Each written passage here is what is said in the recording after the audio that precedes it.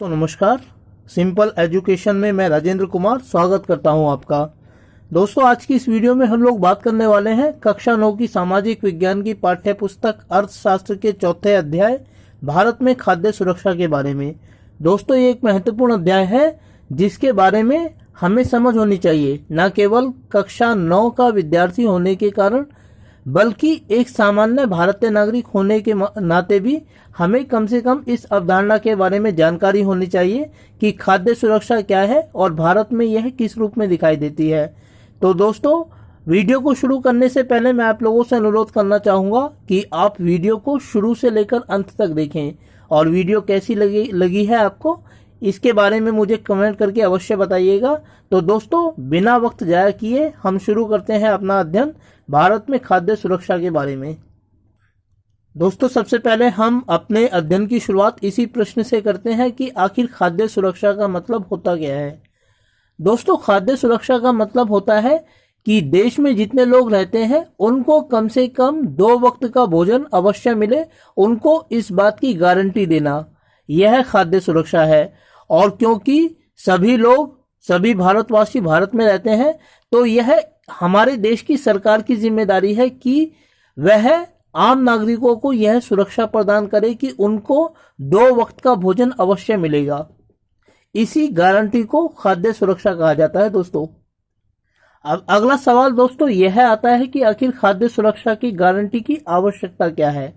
दोस्तों, हम समाजों को मोटे तौर पर 2 भागों में बांट सकते हैं, एक पूंजीवादी समाज और एक समाजवादी समाज। पूंजीवादी समाज वह समाज होता है जिसमें सभी प्रकार की वस्तुओं का उत्पादन बाजार में बेचकर लाभ कमाने के उद्देश्य से किया जाता है, और ऐसी अर्थव्यवस्थाओं में, ऐसे बाजारों में उन लोगों को ज्यादा महत्व दिया जाता है जो वस्तु को किसी भी कीमत पर खरीदकर इस्तेमाल कर सकते हैं। जाहिर बात है कि ऐसी अर्थव्यवस्थाओं में उन लोगों को कोई महत्व नहीं दिया जाता जो आर्थिक रूप से कमजोर है एवं वस्तुओं को खरीदकर उपयोग करने में असमर्थ है। जबकि दूसरी प्रकार की जो अर्थव्यवस्थाएं होती हैं दोस्तों, उनको समाजवादी अर्थव्यवस्था कहा जाता है। समाजवादी अर्थव्यवस्था के अंतर्गत इस बात की जिम्मेदारी सरकार के ऊपर होती है कि लोगों की सारी आवश्यकताओं की पूर्ति हो और उन्हें जो कुछ चाहिए वह सरकार की ओर से, राज्य की ओर से लोगों को दिया जाता है। ऐसी अर्थव्यवस्थाओं में राज्य में उत्पादन के साधनों पर राज्य का ही अधिकार होता है और सभी लोग राज्य के लिए काम करते हैं। जो वस्तु व्यक्ति को अपनी आवश्यकताओं की पूर्ति के लिए चाहिए होती है वह राज्य के द्वारा ही उनको प्रदान की जाती है। दोस्तों, 1917 से लेकर 1991 ईस्वी तक रूस में इसी तरह का मंजर था, जब सारी जिम्मेदारियां सरकार की थी और सभी लोग सरकार के लिए काम करते थे और सभी लोग अपनी आवश्यकताओं को पूरा करने के लिए जिन संसाधनों की आवश्यकता होती थी उसे सरकार से प्राप्त करते थे। दोस्तों, अब सवाल ये उठता है कि पूंजीवादी और समाजवादी अर्थव्यवस्थाओं के संबंध में भारत कहां आकर ठहरता है।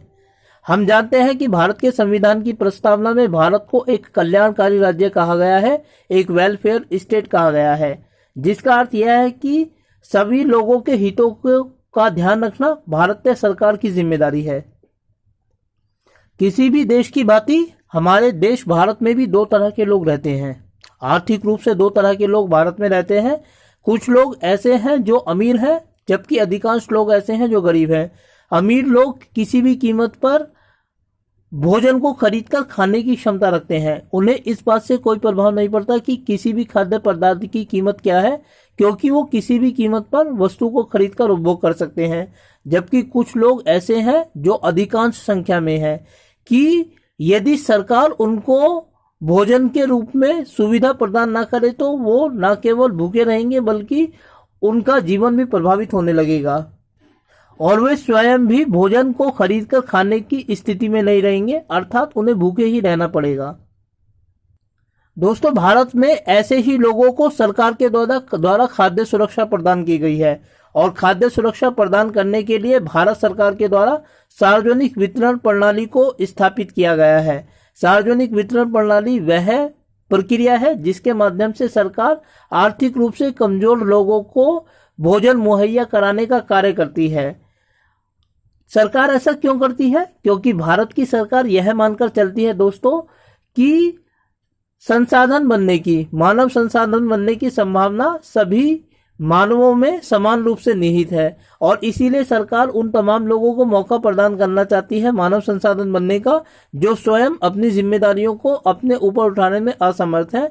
इस बात का अध्ययन हम इसी पाठ्यपुस्तक के दूसरे अध्याय में संसाधन के रूप में लोगों के बारे में कर चुके हैं। दोस्तों, इससे आगे की कहानी हम अगली वीडियो में जारी रखेंगे। आज हमने सिर्फ यही समझने का प्रयास किया है कि खाद्य सुरक्षा का अर्थ क्या है और खाद्य सुरक्षा के संदर्भ में भारत कहां आकर टिकता है।